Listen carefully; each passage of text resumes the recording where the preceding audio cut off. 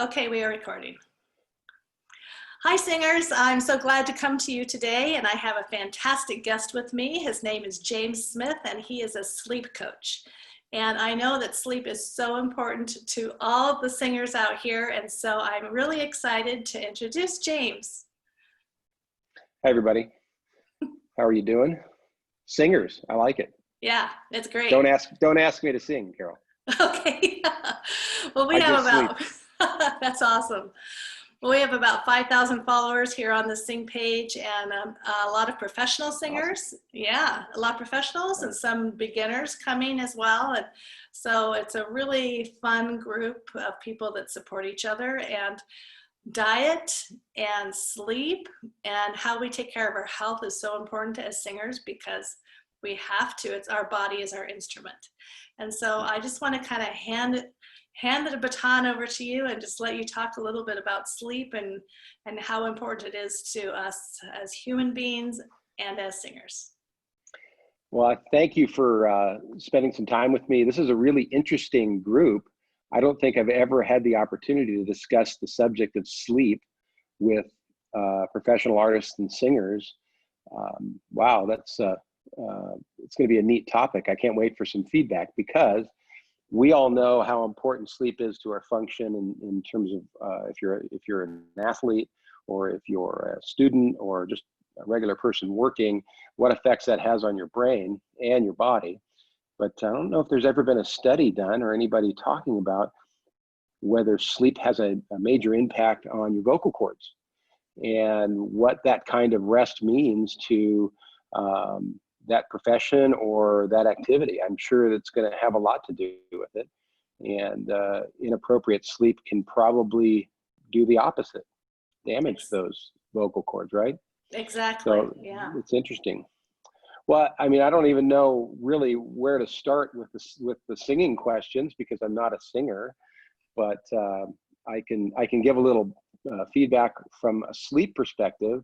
And if we look at the sleep cycles that we all are kind of familiar with, when you go into light sleep and then kind of into deep sleep and then into REM sleep, it's really the deep sleep that affects us physically, and REM sleep that really affects us mentally. When I say affects us, it means it rejuvenates and restores us. So I'm almost certain that there's an aspect of singing and the vocal cords that physically require that kind of rest.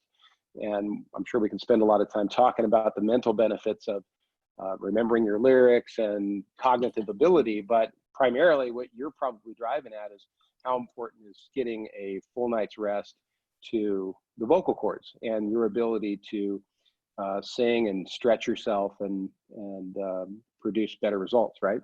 exactly. And I'll just bring up a subject that came up for me recently. Not most of you probably don't even know, but I had the surgery, had appendicitis, and I lost my voice for a couple of months. And James, you were aware of that. Mm-hmm. And I couldn't hardly talk, which is probably why a lot of you hadn't seen me popping up here talking to you. I was working on trying to get my voice back, and I saw an ENT, and he did the little scope down my nose. Some of you have had that, and went and looked at my vocal cords, and he said that I had acid reflux, and the acid reflux was from the surgery, which made complete sense. Sure. And so, one of the things I had to do was to sleep sitting up, or at least at an angle. And then also I needed to work on my diet and things that I did at night before I went to sleep. So maybe you could just talk to that. Okay, well, no, that would be definitely a condition within that, surgery, because you were probably intubated. Mm-hmm. You had some, you probably had some, sensitivity in your throat area, along with, acid reflux basically is a reflux of your digestive system back up. Yeah. It's not an uncommon thing during surgery to experience that, but it's actually not uncommon for regular people every day to experience either subtle or serious GERD or acid reflux. I can only imagine, again, for singers in the group, that's something we want to stay away from completely, because you're so dependent upon your vocal cords and the quality of wind that comes out of your throat and your lungs. And that's bad news for sure. So, one thing that we all should be cognizant of is the position and the pillow in which you sleep. You probably heard recently a lot of advertising in the world about adjustable bed bases and power bases, and they're not just for old people like me. They're for all of us young folks that can manipulate the way that they sleep slightly. So if you can raise your head in bed 14 degrees, 10 degrees, you can really help curb that kind of reflux for you individually, and that would help in any way, shape, or form. But making sure that you reduce that amount of acid in your esophagus is super important, not only for your singing, but it can also wake you up at night, and it can do it subconsciously. So we don't really take that in consideration. But again, we go back to the sleeping cycles, right? So when we first fall asleep, our body temperature has to lower in that slow wave sleep, or that light sleep. And we slowly go down into a light sleep, non-REM light sleep. And then we dive deep into a really quick deep sleep. And then we work our way back up. Probably around 1 o'clock in the morning for most of us, we start entering the first REM sleep. And in REM sleep, as we all, most of us know, that's the dream state, right? And that's really where the mind starts to do its work. So if you can imagine in that cycle between slow wave, light sleep, deep sleep, and REM sleep, if for some reason you had acid reflux and it was a bothersome thing, it would probably wake you up inside that cycle at some point.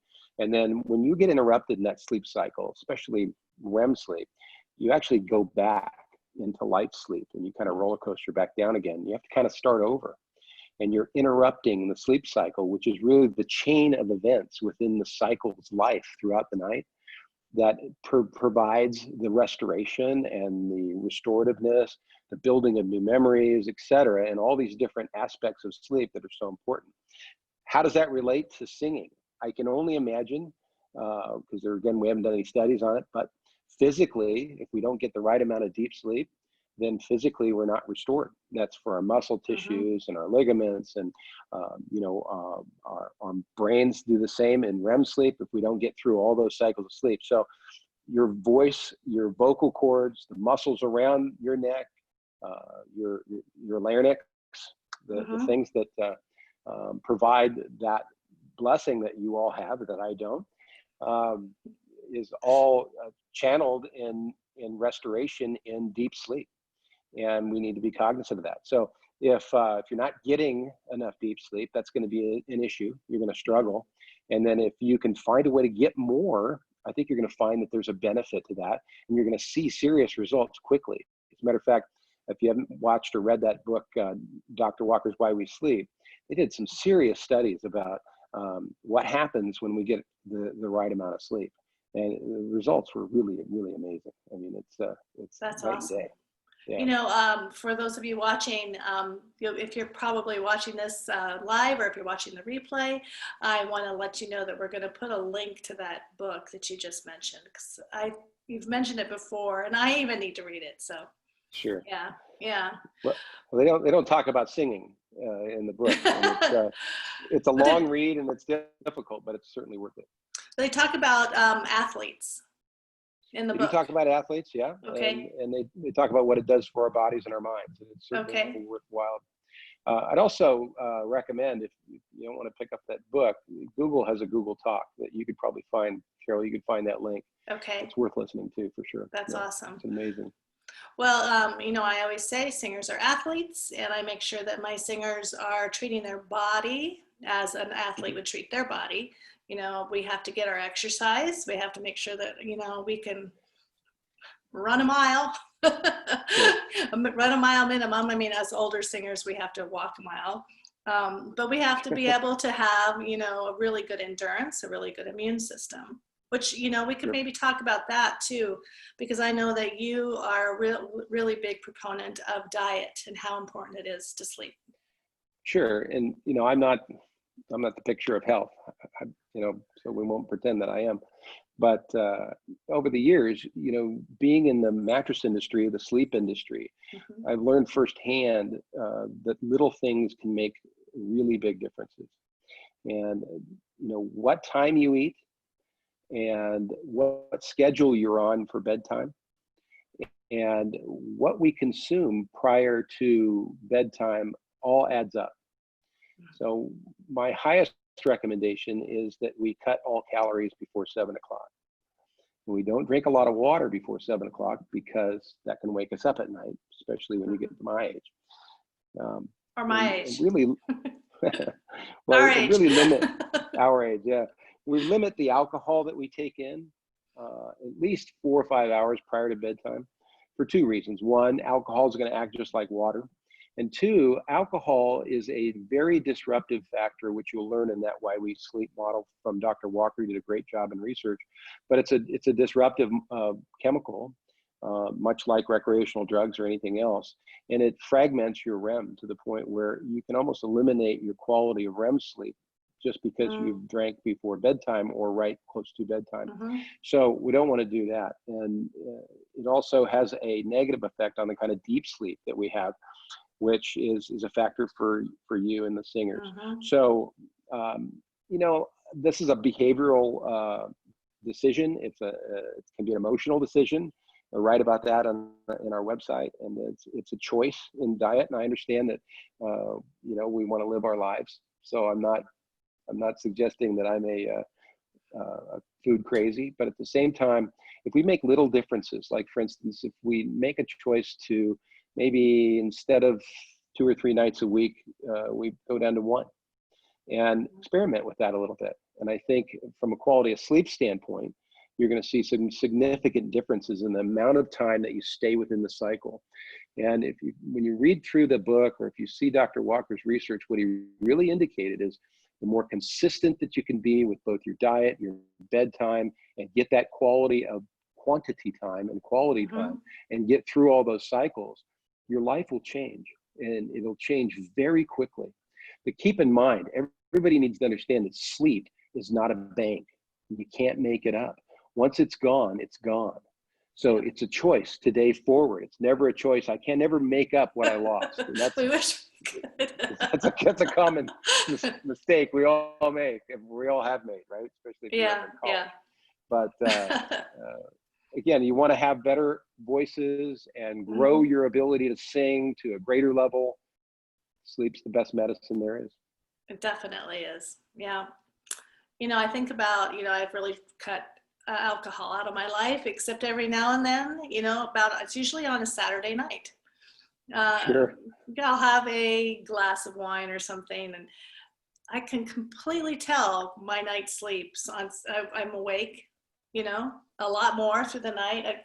Since I've cut it out so much, now I see the effect of it. And Right. that's another thing that I talk to with my singers is that, drinking alcohol for courage to be able to get up and sing it's not only going to affect your performance, it's going to affect your night's sleep. It's going to affect so many things. So I Sure. always say, if you really need to have a drink, have it after you sing. There you and, then, go. Yeah. and then you're saying have it 5 hours before they go to bed. But, Yeah. we have a lot of young singers in here too. So let's talk about that too. I know that I recommend to my singers that they avoid dairy products before Okay. singing. How Okay. do dairy products affect sleep at all? I'm curious. Well, actually, dairy products in some cases help you go to sleep. Oh, okay. So Yeah. that could be a good thing. I'm not sure what dairy products do to your vocal cords, being that it's Mm-hmm. it's Phlegm. dairy, A lot of phlegm. Yeah. phlegm. Mm-hmm. Yeah. So maybe like any liquid, maybe you keep that to well before bedtime or before your activity. And again, singing, when you're performing, you're probably doing it after hours, right? Exactly. And, Yes. and you're not going to get to bed until later anyway. So, Right. um, I think I'd probably leave that to after you were singing, like you said Mm-hmm. earlier, to a Yeah. drink if you had to. But I would really strongly suggest that you avoid alcohol.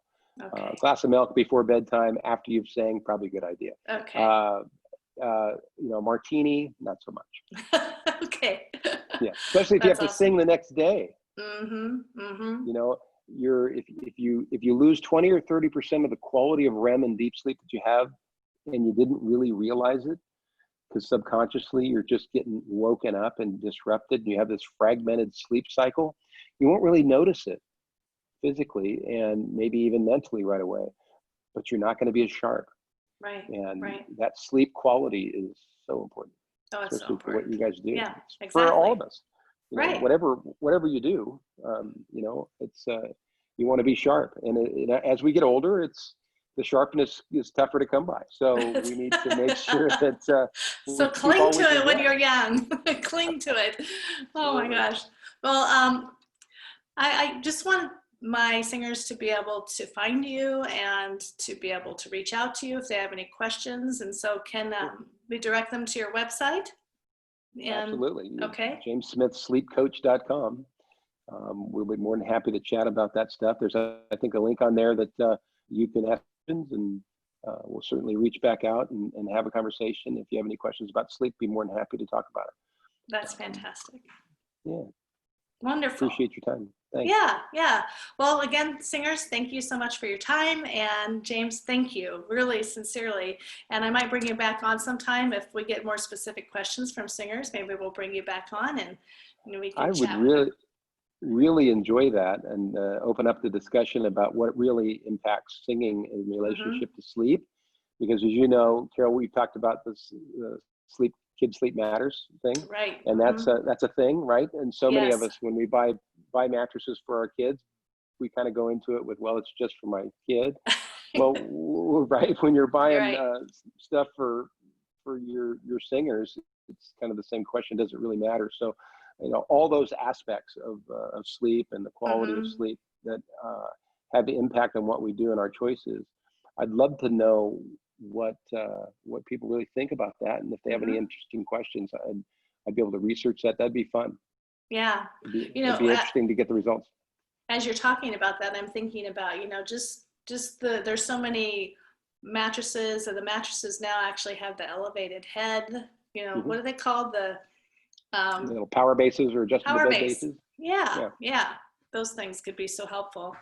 And also sure. kids sleep. Yeah, because so many singers are kids and they're in theater. And then, when you're in theater, specifically, well, Right, right now kids aren't in theater because of COVID, but when they are in theater, it's grueling. It's just grueling. right. They're there every single night, and then they're doing their homework late at night, and then they're trying to get their sleep. And Right. yeah, sleep is extremely important to those kids. So again, thanks for your Yeah. time. And you guys remember, you can find James at JamesSmithSleepCoach.com. And we'll put some links in here so that you can get connected to James. Thanks All again, right. James. Take care. God bless. See you. Bye-bye. Bye-bye.